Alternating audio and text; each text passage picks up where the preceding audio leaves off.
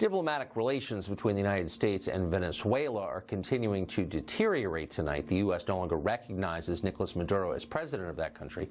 In response to that, Venezuela has ordered American diplomats to leave Venezuela. The U.S. has not complied. The Trump administration now says, quote, all options are on the table regarding Venezuela. Could this lead to a military conflict of some kind with that country? Fox News chief intelligence correspondent Catherine Herridge has been following the situation in Venezuela very closely, and she joins us tonight with the report. Thank you, Tucker, and good evening. Venezuela is much more than a regional conflict, with Secretary of State Mike Pompeo confirming that Iran has a significant footprint in Venezuela and other Latin American nations through the terrorist group Hezbollah. The FBI is seeking information about an operative, Ghazi Nasser al-Din, who is tied to Hezbollah and has Syrian and Venezuelan passports. Based on recent intelligence, Nasser al-Din was operating from Venezuela. Sanctioned by the Treasury Department, he has at least 10 aliases, and he's linked to clandestine networks in Syria that amplified the violence and fueled the Syrian refugee crisis, eventually drawing in the U.S., Russia, and Iran. National security experts said a similar scenario may be playing out in Venezuela.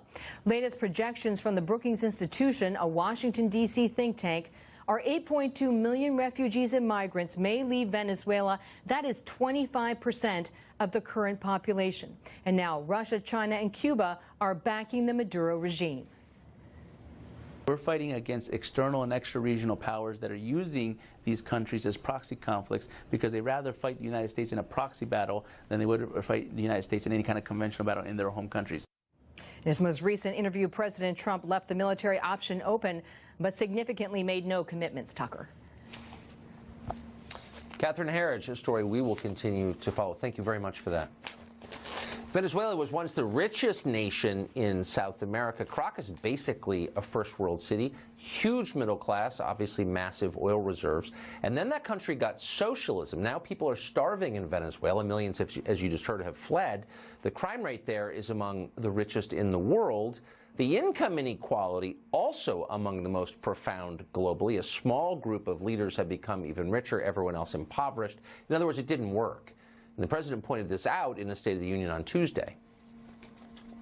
Socialist policies have turned that nation from being the wealthiest in South America into a state of abject poverty and despair. We are alarmed by the new calls to adopt socialism in our country.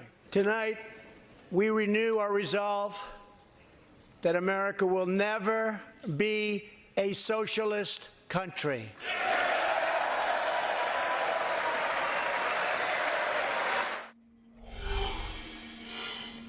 Some in the Congress scowled when the president said that, but it remains to be asked, are there lessons from Venezuela that we should pay attention to? Mark Penn thinks there are. He was a pollster for President Clinton. He joins us tonight. Mark, thanks for coming on tonight. So what can the United States learn from what has happened to Venezuela? Well, if you go back a little bit in history, Venezuela had a vibrant democracy with two parties. I actually worked for two presidents bringing polling to them. And the presidency went back and forth, the Adecos, the Copianos, but neither party really delivered for the people. So they decided to try socialism. But once the socialists got in, he dismembered all of the safeguards, like no re-election, that were preventing the return of basically the kind of strongman dictatorship that they had overthrown to have democracy. And then the economy went downhill, and then there were medicine, food shortages, and now there's a huge humanitarian crisis involving 30 million people right here in our hemisphere, and I think the administration's policy is just and right. So you just uttered a phrase that made the hair on my arms go up. You said the problem was neither party delivered for the people. Neither party made ordinary people's lives better, so they elected a crazy person who broke everything. I mean, should both parties be thinking about how to deliver for people, not abstractions, but results, so we can avoid that? on the day that the Green Deal, that might as well be called the Red Deal, the way that it's really really structured, is released, it is a warning that if the parties don't get together, compromise, and start delivering, look, Congress has about a 13% approval rating. This is what happened in Venezuela. Their enormous riches, enormous capability of moving that country forward, that could have been a model of Latin America. But instead, both failed. They made a bad choice. And once you make that bad choice, once you get someone in here who doesn't really believe in democracy, who believes in socialism instead, they get rid of the institutions like free press, like the idea of re-election, like a Supreme Court with real judges. And that's what happened in Turkey. That's what we see happening here.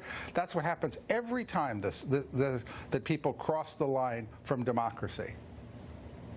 I mean, once you elect someone and give him control over the army and the national police, once all the guns are in the hands of one person, like, what can you do to stop a dictatorship at that point? Well, look, right now, I think we have a really good chance of returning Venezuela to the people of Venezuela and breaking this, which has gone on since 2002, now that I think Colombia and Brazil and the other countries in Europe is actually supporting us. So I hope we get Venezuela back to the Venezuelans. It is a just and fair cause, and we take the lesson that democracy is fragile, no matter how strong you think it is. And I used to go to rallies where 1 million people would show up.